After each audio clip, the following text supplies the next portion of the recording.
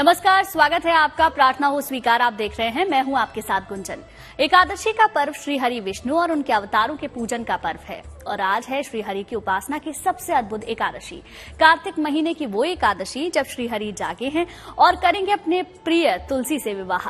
आज हम उसी दिव्य एकादशी की महिमा आपको बताने वाले हैं। चलिए हम आपको बताते हैं देवोत्थान एकादशी पर कैसे होगा आपके जीवन में शुभ और मंगल का आगमन।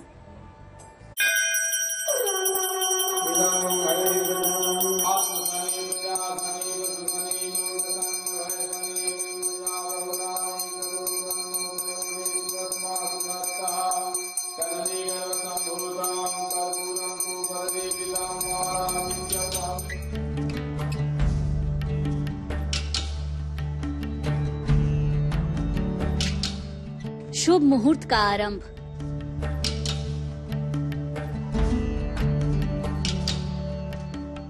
योग निद्रा से जागे श्रीमन नारायण।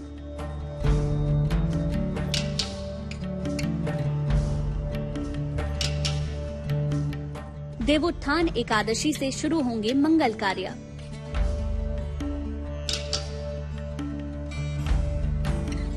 धार्मिक मान्यताओं के अनुसार दीपावली के बाद आने वाली एकादशी के दिन पूरे 4 महीने बाद योग निद्रा से भगवान जागते हैं।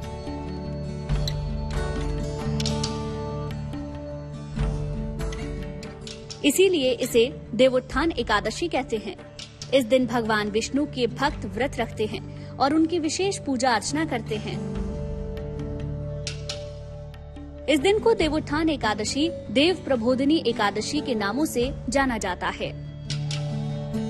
जिन 4 महीनों में श्रीहरि सोते हैं, उन महीनों में विवाह और उपनयन संस्कार जैसे कोई भी मंगल कार्य नहीं किए जाते।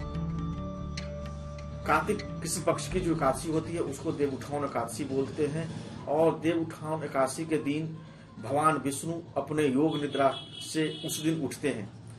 उस दिन से जो है वह देवताओं का दिन माना जाता है और वह एक देवोत्थान एकादशी के बाद जो है वह बड़ा शुभ समय चालू हो जाता है। शादी विवाह, गृह प्रवेश, जनेऊ मुंडन के लिए उसके बाद बहुत अच्छा दिन हो जाता है। तो देवोत्थान एकादशी की महिमा बहुत ज्यादा है। देवोत्थान एकादशी से ही शुभ कार्यों की शुरुआत हो जाती है। तो आइए जानते हैं कि इस एकादशी का महत्व क्या है। भगवान विष्णु आषाढ़ शुक्ल एकादशी को 4 माह के लिए योग निद्रा में चले जाते हैं। फिर कार्तिक शुक्ल एकादशी को जागते हैं। इन 4 महीनों में देव शयन के कारण समस्त मांगलिक कार्य वर्जित होते हैं।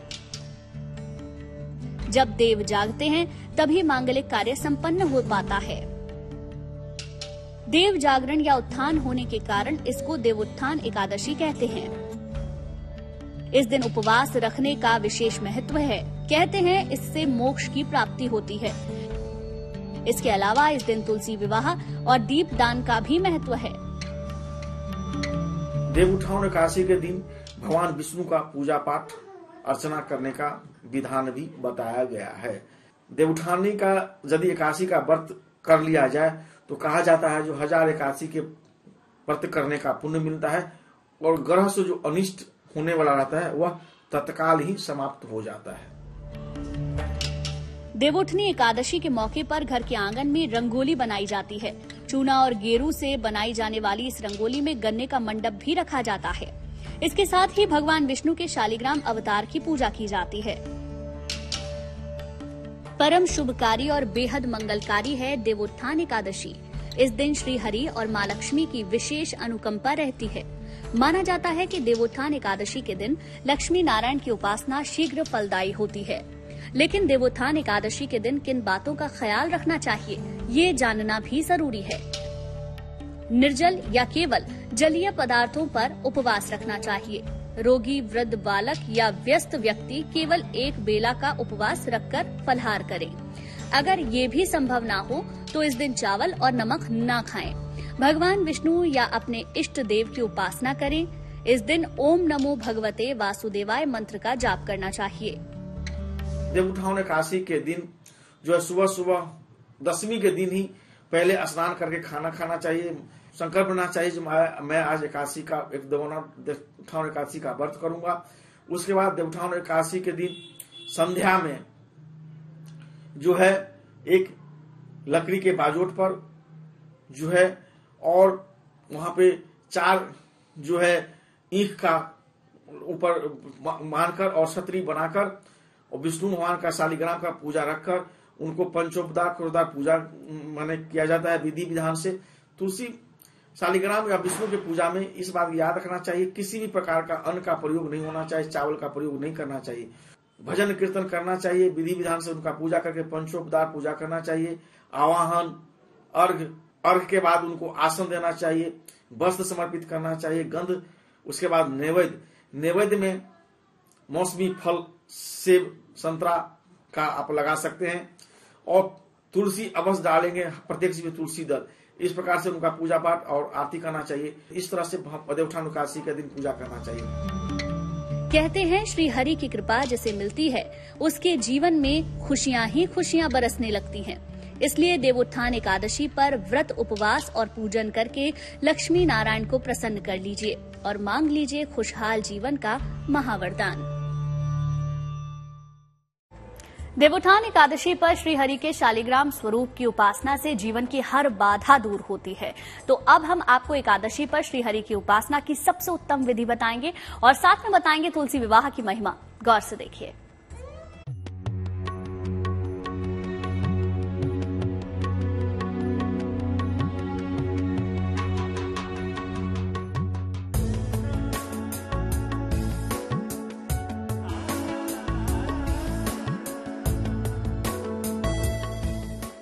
कार्तिक माह की एकादशी करेगी कल्याण, श्री हरि से मिलेगा मनचाहा वरदान।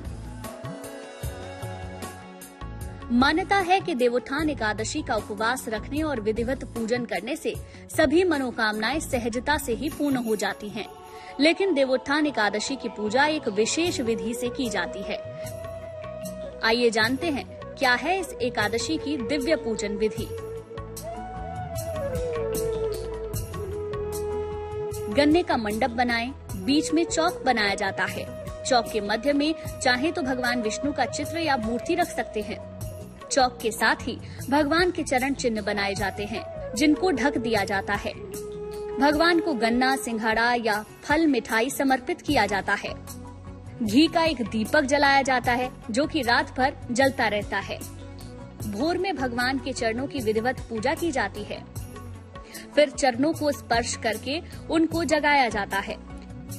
इस समय शंख, घंटा और कीर्तन की आवाज की जाती है। इसके बाद व्रत उपवास की कथा सुनी जाती है और इसके बाद से ही सारे मंगल कार्य विधिवत रूप से शुरू किए जा सकते हैं। इस व्रत के शुभ प्रभाव से शादी में आ रही सारी रुकावटें दूर होने लगती हैं और शुभ विवाह का योग जल्दी ही बन जाता है। तो आइए जानते हैं कि इस एकादशी कैसे करें शीघ्र विवाह के उपाय। देवउत्थान एकादशी के दिन जो है तुलसी और शालिग्राम का विवाह भी होता है। कहीं कहीं द्वादशी के दिन भी तुलसी और शालिग्राम का विवाह किया जाता है। तुलसी जो है वह, इसका इतिहास है, जो जालंधर नाम का एक बहुत बड़ा राक्षस था जिसका शादी वृंदा नाम की एक सती औरत से हो गई थी जो भगवान विष्णु का बहुत बड़ा भक्त थी और भगवान विष्णु की कृपा से और वृंदा के सतत्व के कारण उसके पति का मृत्यु नहीं होता था। इसी कारण से जो है भगवान वृंदा से शादी की है। इसीलिए भगवान विष्णु का जो स्वरूप है वह शालिग्राम में परिवर्तित हो गया। वृंदा ने श्राप दे दिया। कहते हैं शालिग्राम में साक्षात भगवान विष्णु का वास होता है। लाल या पीले रंग के वस्त्र धारण करें। शालिग्राम को स्नान करा के उनको चंदन लगाएं। उनको पीले रंग के आसन पर बिठाएं। फिर तुलसी को अपने हाथों से उनको समर्पित करें।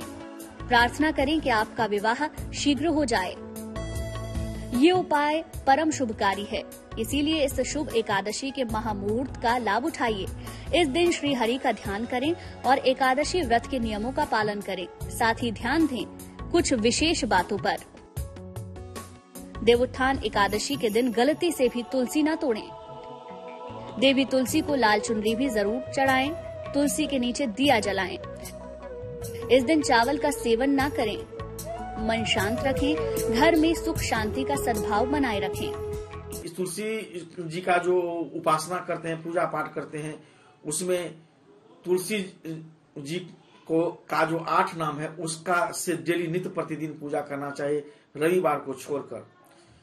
पुष्प सारा, पहला है पुष्प सारा, दूसरा नंदिनी, तीसरा वृंदा, चौथा वृंदावनी, पांचवा विश्व पूजिता, छठा विश्व पावनी, सातवां तुलसी और 8वां कृष्ण जीवनी। इस 8 मंत्र से यदि आप माता तुलसी का पूजा करते हैं तो 100 अश्वमेध यज्ञ का पुण्य आपको प्रतिदिन मिलता है। देवोत्थान एकादशी की शाम कुछ विशेष प्रयोगों से आप भी अपना जीवन संवार सकते हैं। आगे आपको दिखाएंगे देवोत्थान एकादशी पर श्री हरि की कृपा से संवर जाएगी आपकी शादीशुदा जिंदगी। हम बात कर रहे हैं श्री हरि की उपासना और तुलसी विवाह की अद्भुत एकादशी की, यानी कि देवोत्थान एकादशी के बारे में। अगर आपकी शादीशुदा जिंदगी में किसी भी प्रकार का मतभेद है तो इस एकादशी पर एक छोटे से उपाय से आप अपने रिश्ते को सुधार सकते हैं। देखिए ये विशेष उपाय।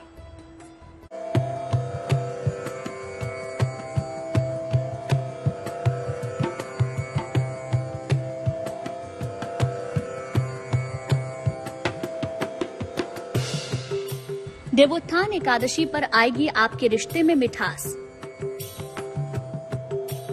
देवोत्थान एकादशी जब अपने शालिग्राम रूप में भगवान विष्णु मां तुलसी से विवाह करते हैं, वो मुहूर्त सबसे शुभ मुहूर्त बन जाता है।